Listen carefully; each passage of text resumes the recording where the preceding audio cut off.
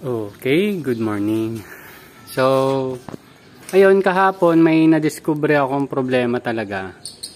So, dito, sa limang to, nalagyan ko pala talaga sila ng nutrient solution nung umpisa. Ang naging problema pala, itong mga plastic covering ko na to, since 2 o 3 beses ko nang nagamit, meron na palang leak. Ito kasi, itong nasa gitna, microwavable container, so hindi naman yan basta-basta mabubutas.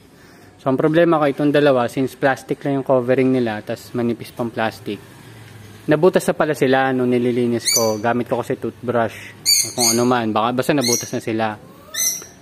So kaya pala namatay yun dito. Tas ito may leak pero dahan-dahan, pero yun nga, since may leak siya, napansin ko kahapon wala na rin siyang laman. So, yun yung reason kaya nahuli na rin sila ng paglaki. Hindi dahil sa location nila, kundi dahil hindi na sila nakakatanggap ng nutrients galing doon sa solution. Kasi naubos na, nag-leak na. Anyway, ayun. Yung, ano ba yan? Tatlo yan dyan, nilipat ko na doon. So, makikita nyo. Pakita ko lang yung mga seedlings natin. Ito yung cucumber, cherry tomato, bell pepper, tapos meron tayong mga lemon basil. So ito, sa May 1 pa ang harvest nito. Ngayon ay, ano ba ngayon?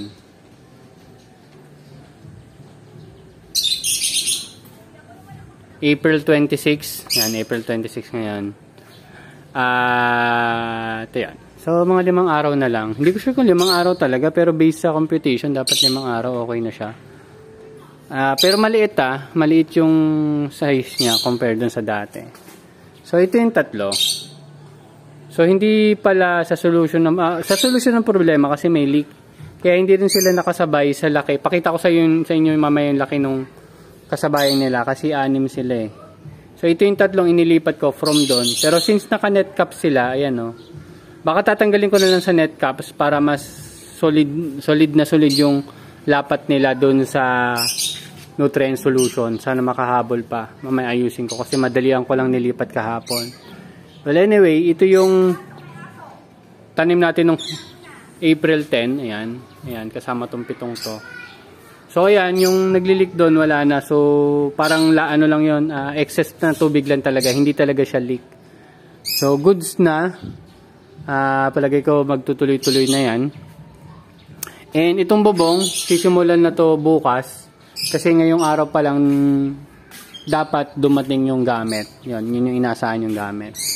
So hindi naman kailangan tanggalin tong mga halaman ko dito. Magagawa naman nila yan. Tapos may access din naman dun papunta ng bubong dun sa kabilang side.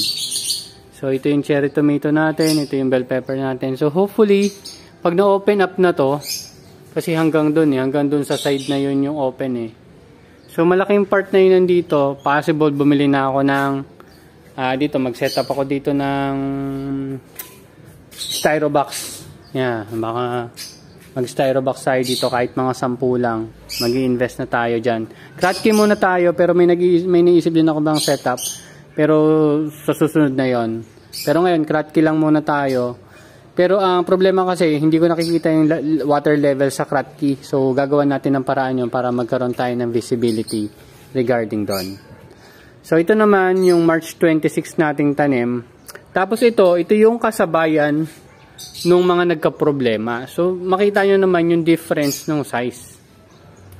Yan. Kaya palagay ko sa batch na yan, isa lang talaga ma-harvest ko. Yung iba for personal consumption na lang. So ito naman, dito, looking good naman. Yung tanglad natin napakabilis tumubo.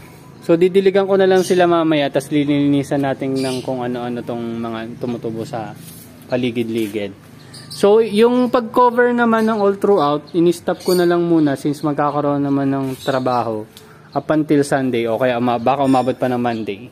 So para isang gawaan na lang at baka makapagpatulong pa ako sa kanila kung paano madidiskartihan na yun nga, magawan ng mas better setup. Tapos ito naman, nakita nyo, medyo namamatay na yung cucumber natin. Nagka-problema tayo dyan in terms of ppm or EC nung tanim natin. Yan. Pero inayos ko na yung ppm tsaka EC nito kahapon pero i-double check ko na lang ulit mamaya kung okay na. Kasi ang target talaga natin dyan, dapat nasa ano lang siya, 2,000 EC. Yan. Pero umabot ng 4,000, 5,000 yung EC niya. So kaya siguro medyo hindi naging maganda yung bunga niya. Yun na rin yung napansin ko, pero medyo napatagal pa. So dito sa learnings natin dito, lalo na sa mga fruiting, importante talaga yung pag-check ng ppm or EC nila.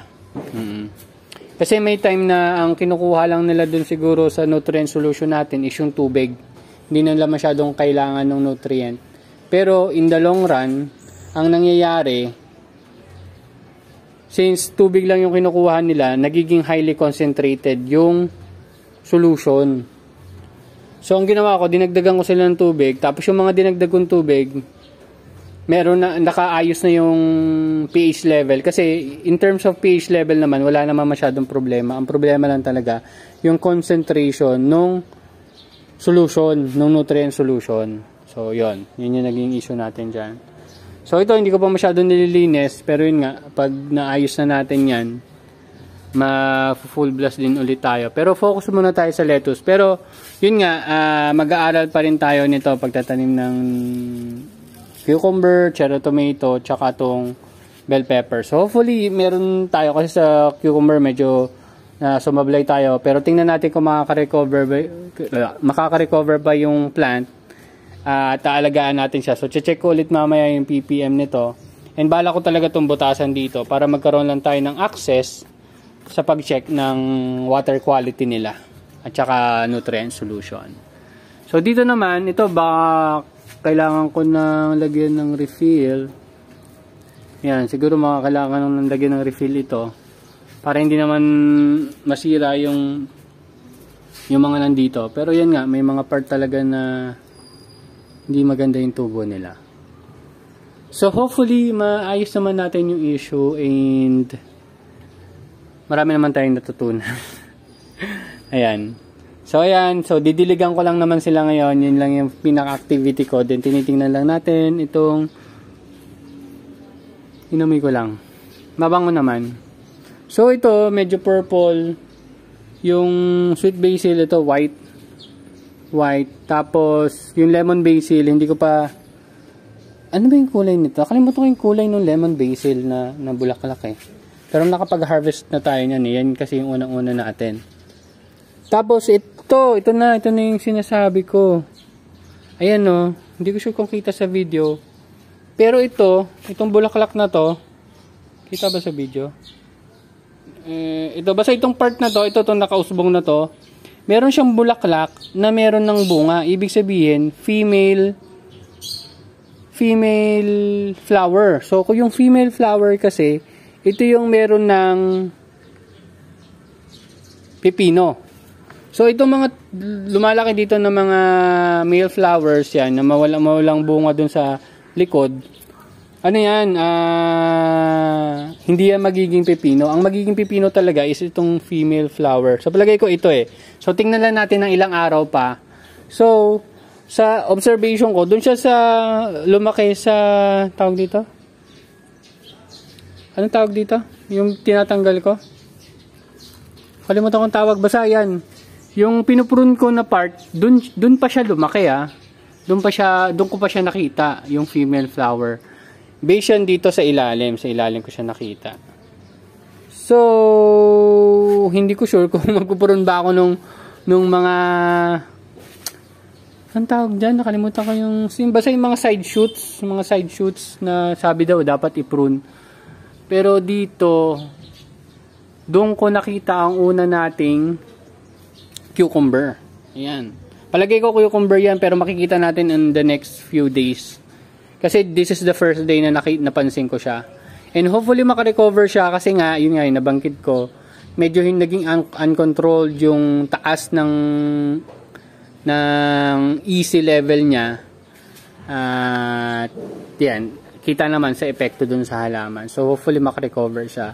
Gagawin naman natin lahat ng makakaya natin para mag-recover siya. So that's it lang naman. Meron pa ba akong ibang activity dito ngayon? Possible, ang gagamitin ko muna is hindi yung shoebox, kundi yung mga microwavable container natin as taniman, tsaka yung mga PVC. Yung PVC naman natin may bakante pa dong dalawa yata, pero paubos na. Yan. Anyway, yun, update ko na lang kayo. Baka hindi rin makapag-video ng several days, pero tatry ko talaga mag-video just to check ito, yung cucumber natin, kasi this is the first time na meron tayong bunga.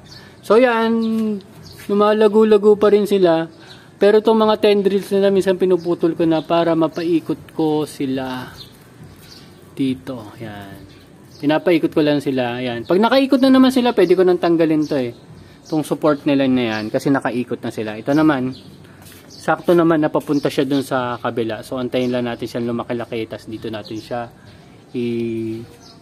iikot-ikot. Okay, so medyo mahaba na yung video. Halos parehas naman din yung content natin. And that's it. Thank you very much and see you next update. Bye-bye.